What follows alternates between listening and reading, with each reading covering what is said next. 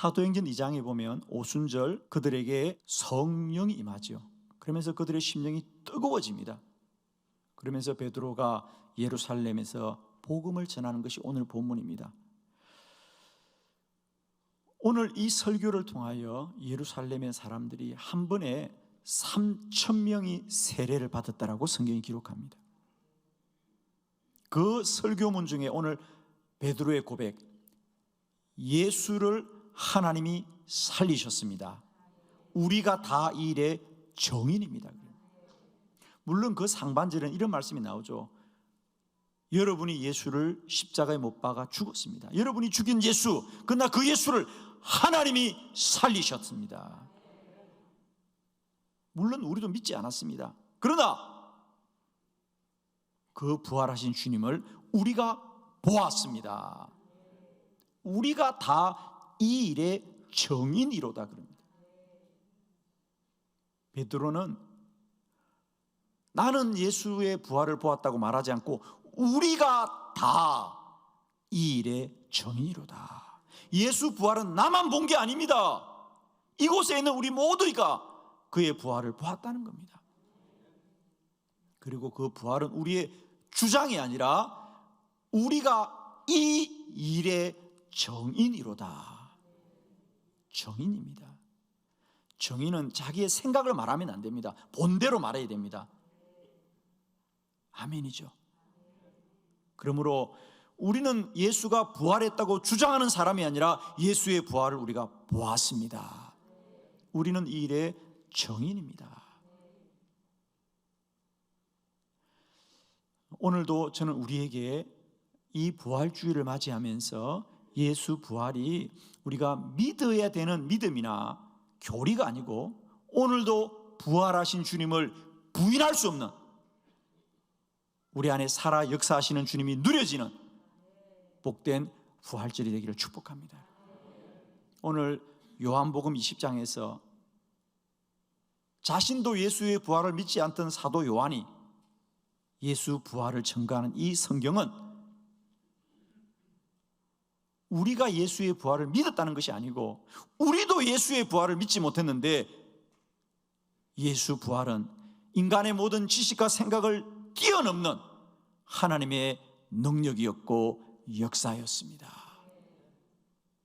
예수 부활은 아무도 부인할 수 없는 사건이고 진리입니다. 오늘 저는 요한복음이 전하는 예수 부활에 부인할 수 없는 증거들을 함께 나누면서 이 시간 다시 한번 부활주의를 맞는 저와 여러분에게 오늘 이 부활주일이 하나의 교리와 교회적 절기가 아니라 우리 한 분 한 분에게 다시 부활하신 주님을 경험하고 만나는 복된 사건이 되길 바라고 우리의 고백이 되어지기를 축원합니다. 여러분이 가신 주보 참고하면서 4가지 우리 주님이 부활하신 증거들을 함께 말씀을 나누려고 합니다. 첫 번째, 무덤에 돌이 옮겨져 있었습니다. 요한복음 20장 1절을 다 같이 합독합니다. 시작. 안식 후 첫날 일찍이 아직 어두울 때에 막달라 마리아가 무덤에 와서 돌이 무덤에서 옮겨진 것을 보고 아멘. 이제 안식 후 첫날 막달라 마리아가 무덤을 찾아왔습니다. 그때까지만 해도 마리아는 예수가 부활한 줄을 꿈에도 생각하지 못했죠. 이제 주님이 십자가에 못 박히고 이 굴 속에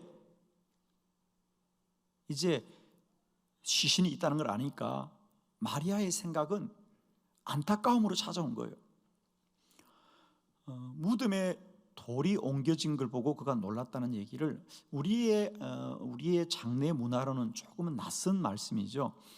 우리는 뭐 요즘은 화장을 많이 합니다만은 그래도 전통적으로는 이제 죽으면 매장을 합니다. 땅 속에 묻습니다, 그죠? 그런데 이스라엘은 사람이 죽으면 땅에 묻는 것이 아니라 굴 속에다가 안치를 해둡니다.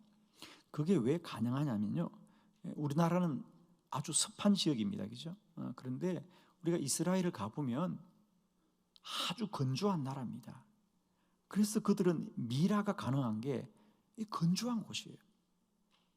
저희들은 사막에서 하룻밤을 잠을 자보았는데요, 전혀 불편하지가 않아요.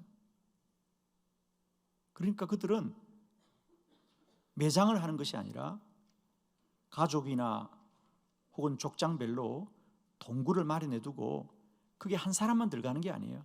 그 조상 때부터 공간이 허락하는 한 죽으면 그곳에 있는 겁니다. 그리고는 그 동굴의 입구를 돌로 막아두는 거예요. 오늘 본문은 그 장면을 우리에게 보여주고 있죠. 그래서 마리아가 그 무덤 입구로 왔어요. 그냥 마리아는 한번 둘러보고 갈 생각이었죠. 안타까움으로, 그죠? 그런데 동굴을 가로막고 있는 돌이 옮겨진 것을 본 겁니다. 그래서 마리아의 생각에는 야, 누군가가 예수님을 훔쳐갔구나 생각했어요. 자, 여기서 먼저 우리가 정리해야 될 것은 왜 무덤에 돌이 옮겨진 것이 예수 부활의 증거냐면, 그 돌이 옮겨졌다는 것은 누군가가 그 돌을 밀고 나왔다는 것입니다. 그렇죠? 할렐루야.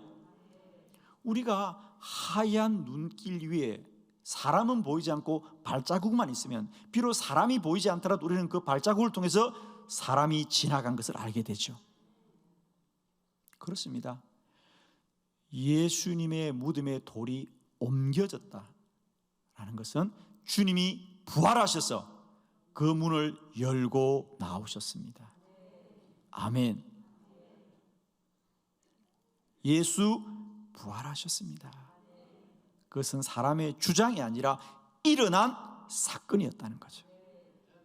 저는 축복하기는 오늘도 저와 여러분의 믿음의 돌이 옮겨지기를 원해요, 여러분. 사람의 지식과 생각으로는 다 이해할 수 없더라도 주님이 내 마음과 생각을 옮겨주셔서 믿음의 문이 열리고 우리 안에 날마다 때마다 모든 사람의 지각을 초월하여 일하고 역사하시는 우리 주님만을 믿어지는 은혜가 있기를 축복합니다, 여러분.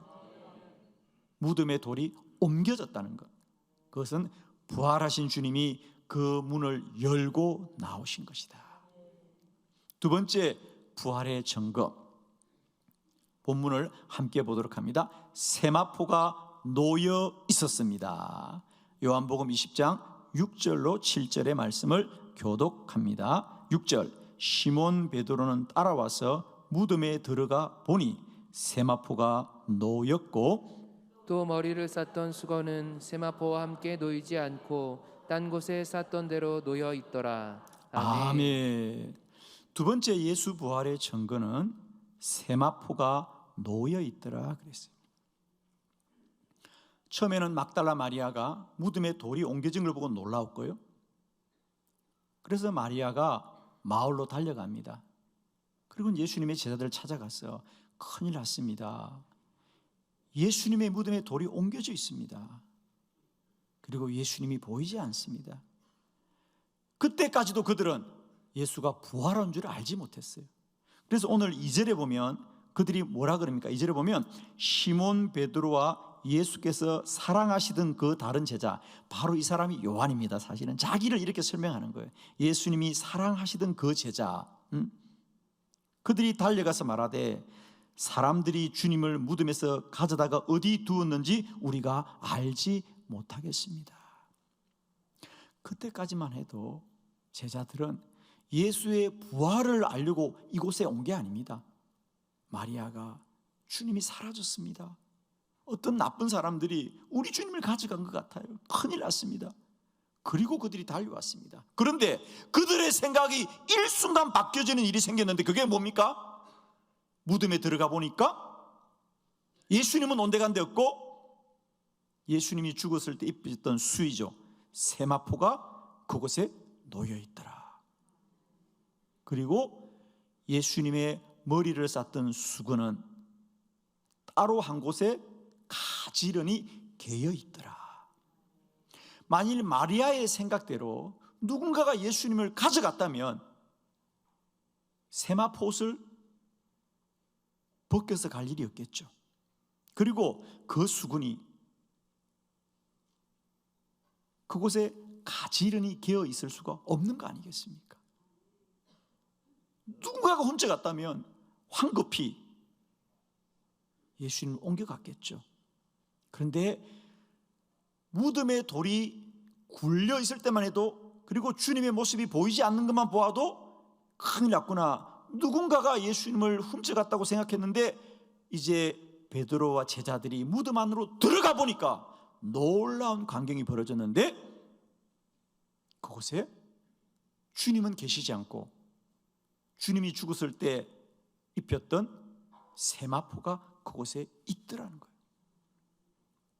그리고 예수님의 머리를 쌌던 수건은 가지런히 개어서 한 곳에 따로 두었더라. 자, 이것은 마치 우리가 잠을 잘 때 잠옷을 입고 자다가 아침에 일어나면 또 다음 날 위해서 그 잠옷을 가지런히 개어두는 모습과 똑같은 겁니다. 마리아의 생각에는 누가 예수를 훔쳐간 것 같다고 생각했는데, 가서 보니까 이것은 누가 훔쳐간 모습이 아니라 주님이 벗어두신 것이었다. 아멘입니다. 주님이 다시 살아나셔서 그 옷을 벗으셨습니다. 죽음의 옷을 벗고 부활하셨습니다. 혹시 여러분 중에 기억하실 분이 계실지 모르겠습니다. 1997년이었습니다. 4월 12일 꼭 이맘때쯤이었어요. 이탈리아에 토리노 성당이라는 조그마한 성당이 있습니다. 그곳에 불이 났습니다. 그런데 이탈리아 한 성당에 불이 난 일을 미국의 CNA를 비롯해서 유럽의 이 많은 언론들이 생중계를 했습니다. 토리노 성당에 불이 났습니다. 지금 불이 번지고 있습니다. 아니, 이탈리아 성당에 불이 난 것이 무슨 세계적인 뉴스거리가 되었겠습니까? 그렇습니다. 토리노 성당에 불이 난 게 중요하지 않고요, 세계 언론이 주목했던 것은 그 토리노 성당에 보관되어 있던 예수님의 세마포가 뉴스거리였습니다. 요한복음 20장에 예수님의 무덤에 남겨진 그 세마포가 오늘날까지 토리노 성당에 보관되어 있습니다. 그래서 언론들이 그렇게 관심을 가졌고, 다행히 불은 크게 나지 않아서 지금도 이 세마포는 보관되어 있습니다. 주님 부활하셨습니다, 여러분. 오늘 성경은 말합니다. 우리는 주님이 무덤에 보이지 않아 누가 훔쳐간 줄 알았는데, 들어가 보니까 주님이 옷을 다 벗고 부활하셨습니다. 할렐루야. 예수 부활하셨습니다. 그것은 더 이상 부인할 수 없는 진리인 줄로 믿습니다. 세 번째, 예수 부활하셨습니다. 그 증거는 손과 옆구리를 보여주었습니다. 요한복음 20장 19절로 20절을 교독합니다. 19절, 이날 곧 안식일 후 첫날 저녁 때에 제자들이 유대인들을 두려워하여 모인 곳의 문들을 닫았더니 예수께서 오사 가운데 서서 이르시되 너희에게 평강이 있을지어다. 이 말씀을 하시고 손과 옆구리를 보이시니 제자들이 주를 보고 기뻐하더라. 아멘. 아멘. 이날 곧 안식 후 첫날, 안식 후 첫날. 자, 유대인들은 전통적으로 일주일에 한 번 토요일을 안식일로 지키죠. 그런데 오늘 우리 그리스도인들은 주일을 구별하여 지키는 것은 다른 것이 아닙니다. 오늘 본문에 그 답이 나와 있습니다. 안식 후 첫날, 즉 안식일이 지난 첫날이 주일입니다. 주의 날입니다. 오늘 이 날을 우리가 정하여 주를 예배하는 것은 우리 주님이 부활하셨기 때문이고, 주의 부활을 날마다 고백하는 자리가 우리의 주일 예배인 줄 믿습니다. 여러분. 아멘이시죠? 구약 성경의 율법은 안식일을 지키는 것입니다마는 예수 그리스도로 구원받은 자들은 예수의 부활을 기리는 안식 후 첫날을 구별할 줄 믿습니다. 날마다 안식 후 첫날을 구별하는 부활의 복된 믿음이 되기를 축복합니다. 자, 오늘 본문은 이제 세마포와 머리에 쌌던 수건을 남겨둔 채 예수님은 부활하셔서 어디로 가셨느냐? 제자들을 찾아가셨습니다.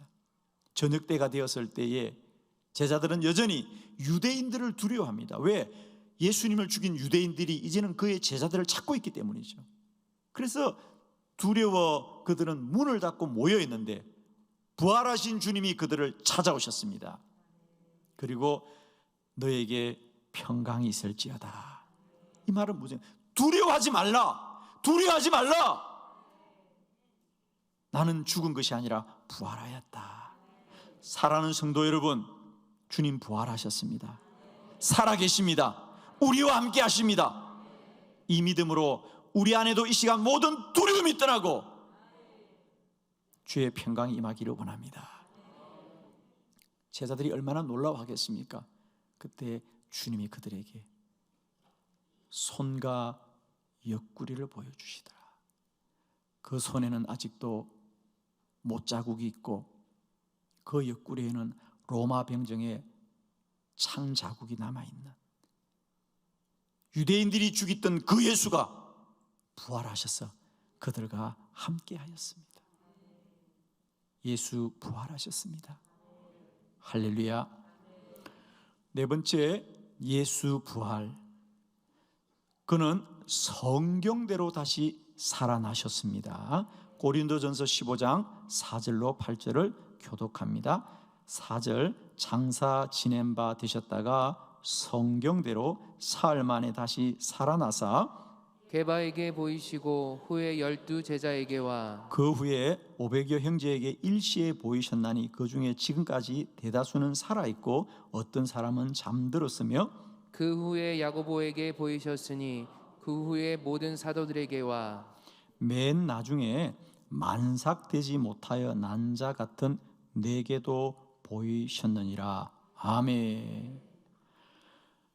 네 번째는 예수 부활의 증거, 오늘 사도 바울의 말씀입니다. 사도 바울도 예수 부활하셨습니다. 예수 부활하셨습니다. 예수 부활하셨습니다. 여러분, 우리가 잘 아는 대로 바울 또한 예수의 부활을 부인했던 자입니다.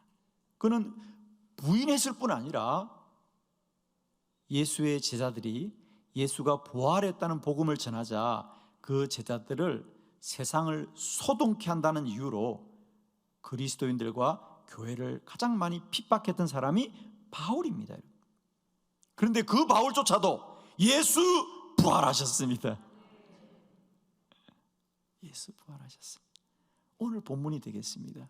그러면서 첫 번째 4절에 보면 예수님의 부활은 우연히 일어난 일이 아니라 성경대로 사흘 만에 다시 살아나셨습니다.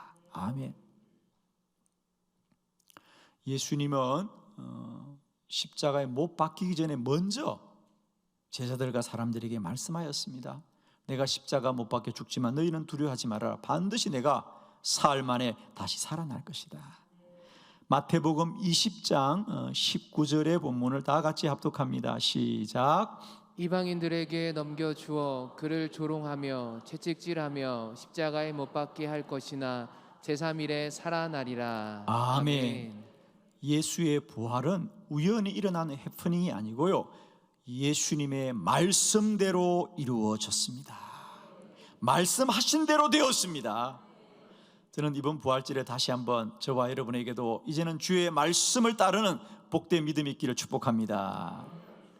그러면서 바울은 이렇게 말합니다. 거기 보면 이제 게바에게도 보이셨고 12 제자에게도 보이셨고 500여 형제에게도 보이셨고 야고보에게도 보이셨고 모든 사도에게도 보이셨고, 그러면서 8절, 맨 나중에는 만삭되지 못하여 난 자 같은, 그러니까 10달을 채워야 되는데 사도 바울은 팔싹둥이로 알려지고 있죠. 내가 다 채우지 못하고 난 4개, 이 사람이 바로 바울인데 4개도 보이셨느니라. 아멘.